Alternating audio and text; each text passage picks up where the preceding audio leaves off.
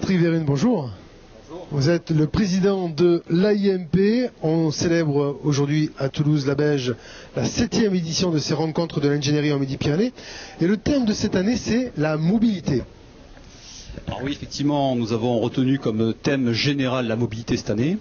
Un thème qu'on a choisi pour son caractère très transversal par rapport aux différents métiers de l'ingénierie, puisqu'on va s'occuper à la fois de la partie aménagement, mais également de l'impact de la mobilité sur différents domaines, notamment l'habitat, sur l'offre commerciale, mais également sur l'effet de structuration ou restructuration de sites qui sont donc impactés par les problèmes de mobilité.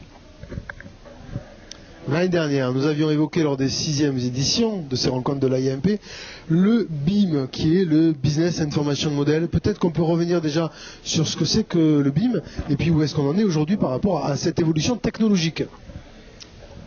Alors depuis l'an dernier, nous sommes effectivement passés à une phase opérationnelle puisque nous avons monté une cellule de travail au sein de l'AIMP.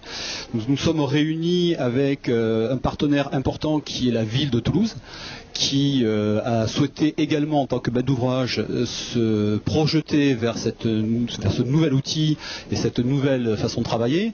Donc le BIM, donc maquette numérique ou Building Information Model, est en fait à la fois un outil de travail et une méthode de travail collaborative qui permettent à plusieurs opérateurs travaillant sur un même projet de travailler à distance ou dans le même bureau, mais de façon parfaitement coordonnée.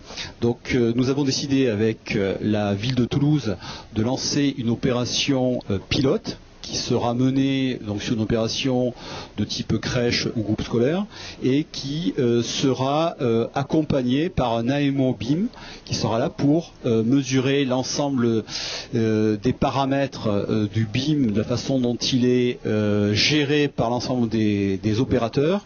On va monitorer l'opération de façon à en tirer les conséquences, toujours dans un esprit de lancer ces opérations dans un esprit de développement soutenable du BIM, puisque ça nécessite quand même pas mal d'évolution et même de révolution dans le métier. Donc l'idée c'est de ne pas partir sur un échec, mais partir de façon contrôlée en se donnant le maximum de chances de réussir. Et c'est l'objet de la première opération qui sera lancée par la ville de Toulouse. Patrick Vérune, ces rencontres, c'est aussi l'occasion de signer la charte de la maîtrise d'œuvre en infrastructure avec Toulouse Métropole. On rappelle peut-être le principe de cette charte. Alors effectivement, à l'instar de la charte que nous avions déjà précédemment signée avec Toulouse Métropole, mais qui portait sur le domaine du bâtiment exclusivement, nous avons décidé cette année de finaliser une nouvelle charte liée au métier de l'infrastructure.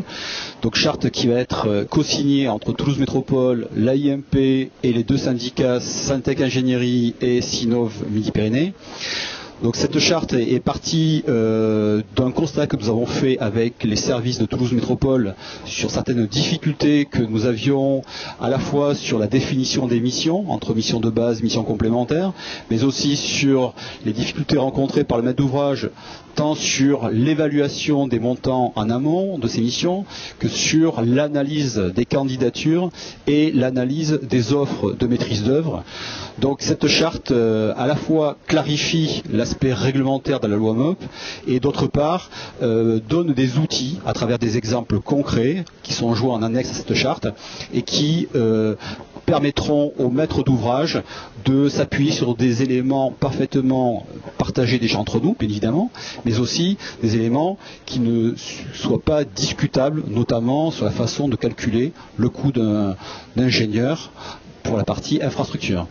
Donc c'est une charte qui est vouée à être jointe à l'ensemble des appels d'offres qui seront lancés par Toulouse Métropole, donc un document qui sera rendu donc contractuel à chaque appel d'offres. Très bien, un mot pour conclure, Patrick Vérune, un mot de conjoncture, comment les métiers de l'ingénierie voient cette année 2015 se dessiner pour leur activité. Alors l'année 2014 a été effectivement une année plutôt en berne pour des raisons électorales, donc avec une activité fortement réduite. Aujourd'hui je dirais que l'année 2015 subit de plein fouet les réductions de dotation de l'État auprès des collectivités locales, qui affichent toutes des perspectives d'investissement relativement réduites, et dans un système effectivement qui est plutôt national, avec une réduction massive de ces opérations, à la fois en nombre et en granulométrie. On se voit sur des opérations de façon avec une concurrence accrue, avec un nombre d'équipes extrêmement important pour chaque opération, donc qui dilue les chances potentielles de décrocher les marchés, et surtout un manque de perspective et de vision sur l'ensemble de nos opérations, avec des discussions, on l'a vu pendant ces rencontres, des discussions sur les grands équipements en matière de mobilité, de transport, mais qui vont donner lieu à des études amont assez longues et donc qui vont décaler la phase opérationnelle de ces opérations. Donc certaines inquiétudes, encore une fois, après une année 2014 qui a déjà été très difficile. Bien, Patrick Véry, merci. Rendez-vous pour une prochaine édition de ces rencontres de l'IAMP. À bientôt.